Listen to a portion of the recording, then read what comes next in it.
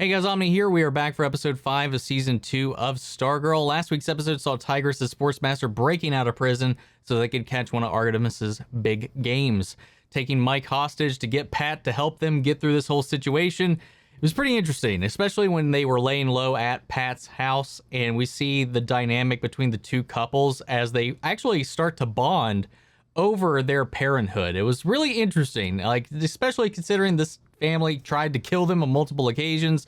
I really like the back and forth where they find this common ground in just being parents and talking about how Courtney's different than Artemis and how they try their best in certain situations. It was really interesting. And I like that whole aspect to it. Of course, Cindy has started a recruiting. She went and basically picked up the Fiddler's kid and brought him on board. You know, I can't remember his actual name, so I'm going to continue to call him Samurai Cop until I remember. And I still am very curious. Someone pointed out in the comments last time that, you know, why is Mike in this whole portrait of what her plan is? And they brought up a pretty good point, something that I honestly should have thought of but didn't. It's like, what if Mike is meant to be the new host for Eclipso? Kind of in the way that YZ was in the pen, or with Jakeem now. He'll just be a body for Eclipso to inhabit. We learned a little bit more about the Shade's kind of motivations, though he's still keeping things in the dark. We learned that Charles Mid-Nite is alive and trapped in the Shadow Realm, where the Shade is keeping him prisoner for right now for some reason. Still no sightings of Starman, so no idea what's going on there. The Shade and Courtney have a really wonderful back and forth, and the episode, if I remember correctly, ends with Pat still kind of keeping secrets about just how terrible Eclipso is, that Courtney instead seeks out the Shade to get her answers. So Pat's kind of pushing her off, pushing her away by trying to protect her. It's just causing her to go get her answers somewhere else, and off she goes to one of their biggest nemesis. Anyway, guys, remember, if you want to see the full-length unedited reaction to this whole episode, that's going to be over on Patreon, or if you become a member here on the channel, gets you access to that as well. It just helps support the channel, helps me work towards getting an editor to help with these videos, and if we manage to pick one up, who knows? Maybe I don't have to drop any of the shows if things go great, because right now it looks like Legends of Tomorrow might be getting cut from the lineup for the upcoming seasons, but we'll just have to keep an eye on that, play it by ear.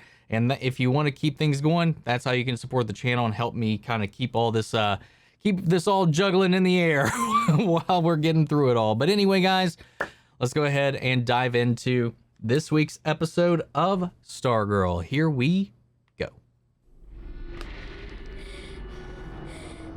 All right, we're starting off 10 years ago. Cindy, honey. Oh, Cindy. oh. Mom, real mom. I saw Daddy. He wants to change me. I don't want to be like him. Baby. It's okay now. Daddy is far, far away, and he won't find us. Oh, well, right. Rip. Actually getting a little bit of Cindy's backstory. Let's do this. For some reason, I thought she was born with those enhancements. I know he said he experimented on her, but I thought it was at a much younger age, or right out of the womb, or that she was just a genetic experiment from the get-go.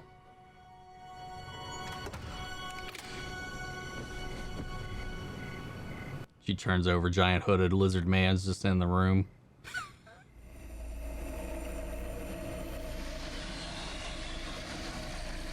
Oh, what the fuck?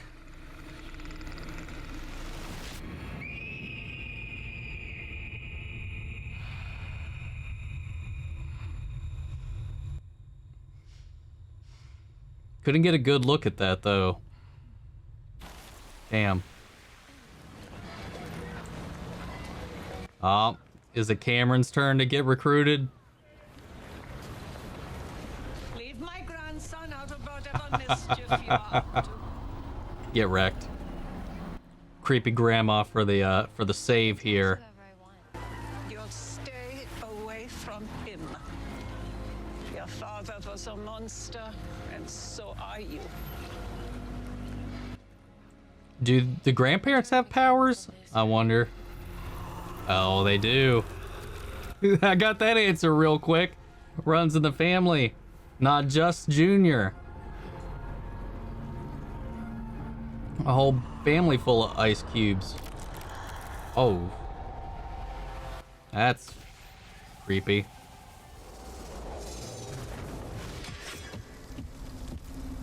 Are we not going to see her conversation, or was she not able to find him?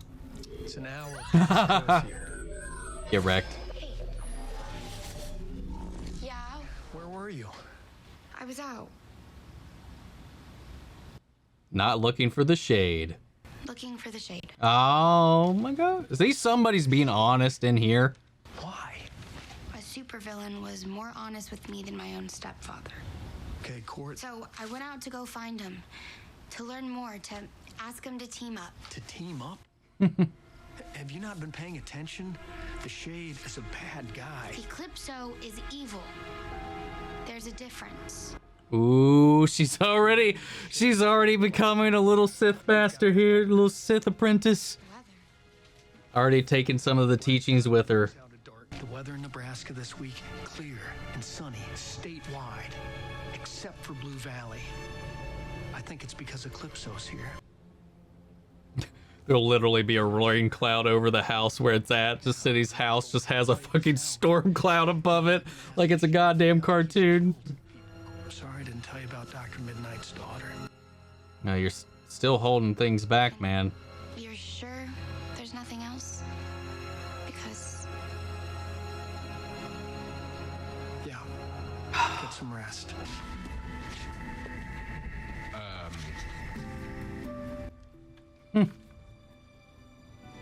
You found your muse.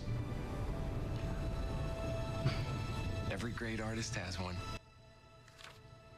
So far, Cindy's like recruitment staff, like she's got right here, aside from Fiddler Boy, is like right on the edge of like, could they go Courtney or could they go Cindy? But I think it's going to be whoever's honest with him first is the one that's going to really win this match. Oh, she's already in there waiting.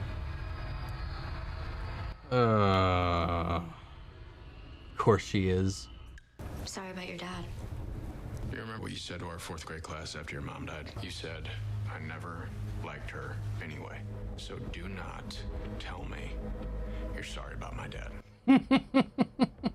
You've never been sorry. About anything.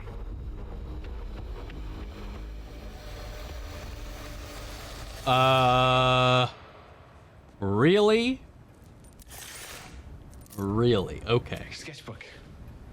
It was right in my hand. Thanks, Paul. I think I'll go take my chances with the rain.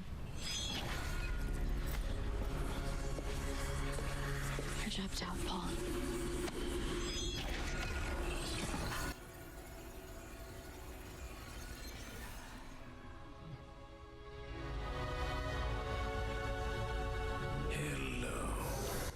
Oh no!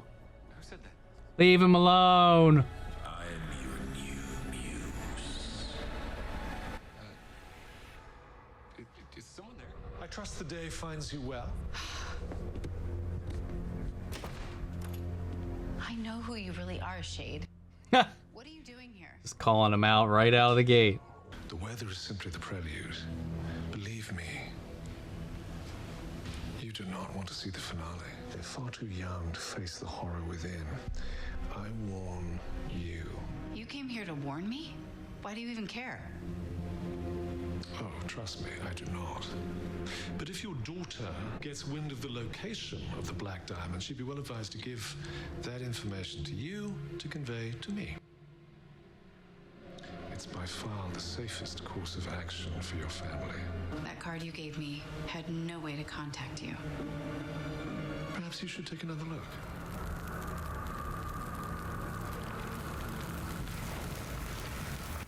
It's a little inefficient, but flashy.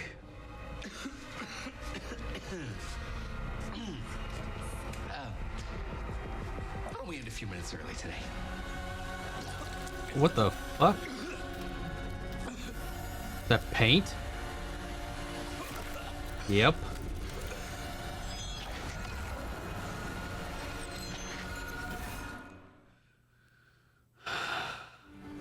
Look, Pat and my mom said no matter what we're dealing with, we can't let the rest of our lives fall apart. I'll catch up. Courtney, if anything big happens, text me. Come on. Be happy for her at least. I wonder if everybody's giving him the cold shoulder Whoa. only because of his dad. Coming along. What do you see? I see. Oh, what the fuck? It's beautiful. The drawing weirded you out, didn't it? No, not at all. You can sketch me as many times as you want.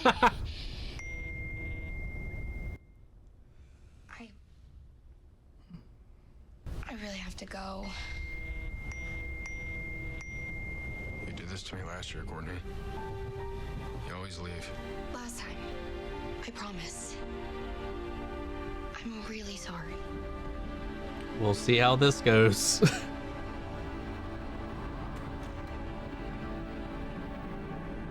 What's Mr. Deisinger's car doing here so late?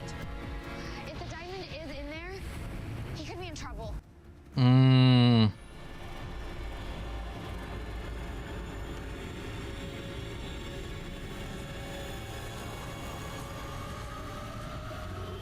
He ended up just painting a black diamond. And Jackson Pollocking this entire fucking room. Where's Mr. Deisinger? He explode with paint?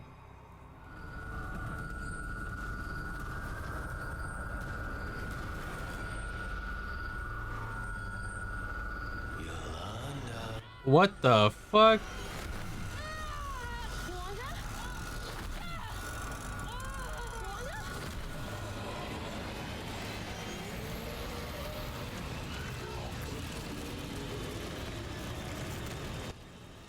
What the hell?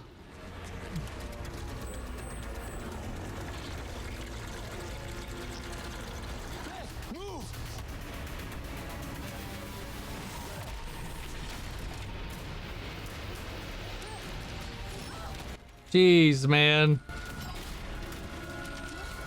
It's just brainwave posters everywhere. Oh.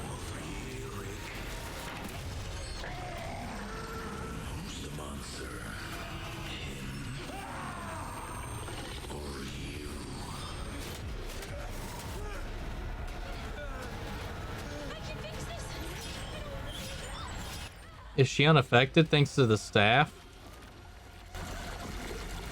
Maybe?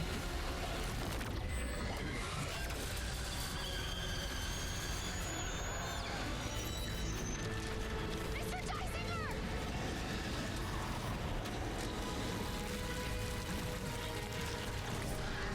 The black diamond! Do you have it? I am blinded by its darkness! I see nothing, only darkness! Then you need to see the light. No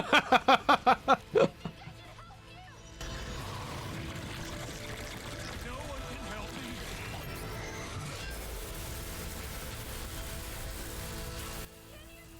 I know now. Kingdom Hearts is light.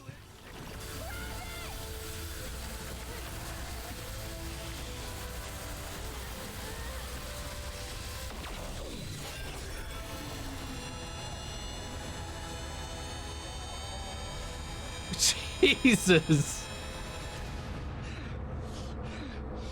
She's just like performing exorcism on him. Paintings go. I don't know, man, but Rick fucked up some lockers.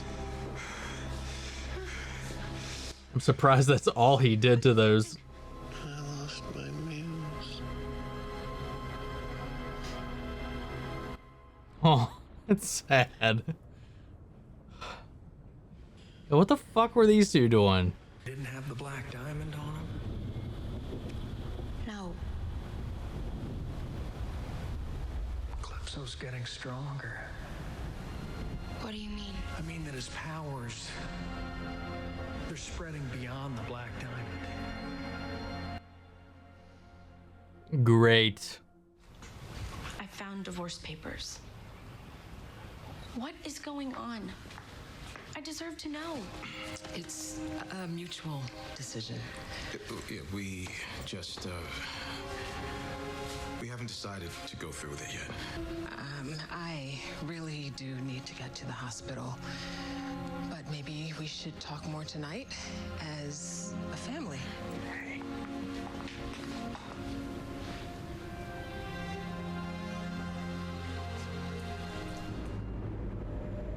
Why's the plan changing, Burman?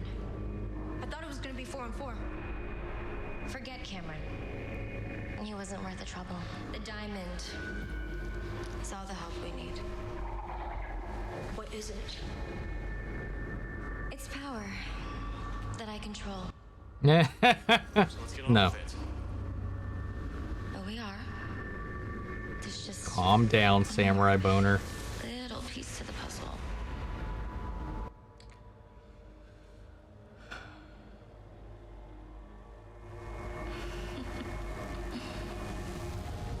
Yeah, I think whoever mentioned that nailed it with Mike ended up being Eclipso's host.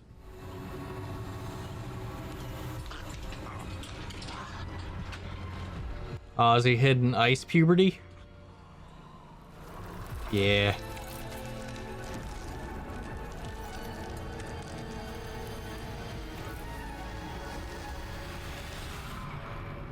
That it? Okay, wow, that was it.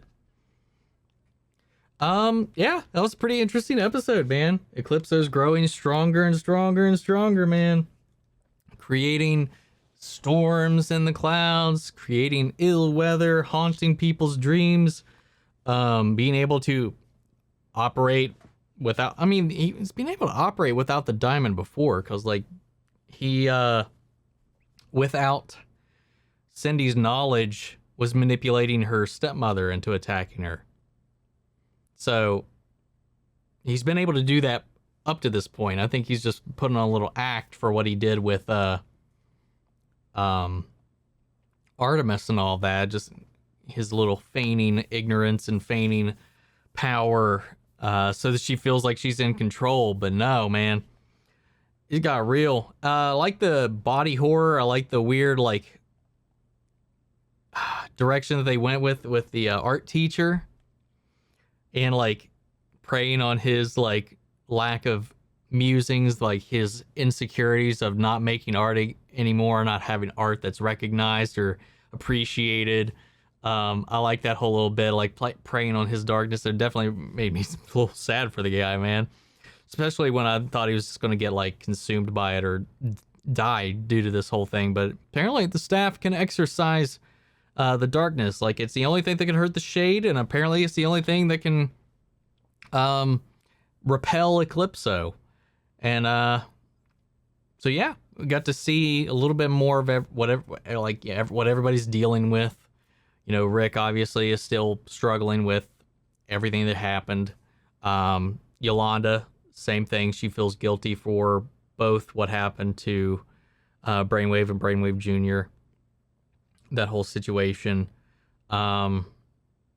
Cindy failed to recruit Cameron, for now at least. But at the same time, Courtney had to abandon Cameron while they were finally moving in some directions. And so who knows where he's going to land at the end of this, because he's going to be pretty confused. Especially now that his ice powers are starting to activate even more. His grandparents, though, keeping an ever watchful eye on him. They also have the gift. So I'm sure that it won't be too long before maybe it won't be Cindy, maybe it won't be Courtney. Maybe they will be the one to kind of fill him in on everything that's happened. And maybe it'll be up to him to decide where he lands, or maybe he'll become his own third faction. Or maybe it'll just be everybody trying to fight Eclipso in the end when Cindy finally loses control over this whole situation. Yeah, I really like this episode. We got a little bit of hints of Cindy's backstory, a little bit. We're starting to expand upon that. We saw a little bit in the previous episode. We opened with a little bit of that in the here. And Cameron called out to it as well. He's like, listen, we grew up together. Like, I know when she died, you came to school and was just like, I didn't even care about that woman or whatever. So, like, yeah, when she tried to feign sympathy for him, it definitely backfired. What else? Of course, Beth confronted her parents. And like Rick said, they have not filed yet. There's still a chance. They're still not sure if they want to go through with it or not. It's a mutual decision, so it is good. There is a chance, but then again, you don't want to force these things, so it's going to be whatever they land on whenever they do.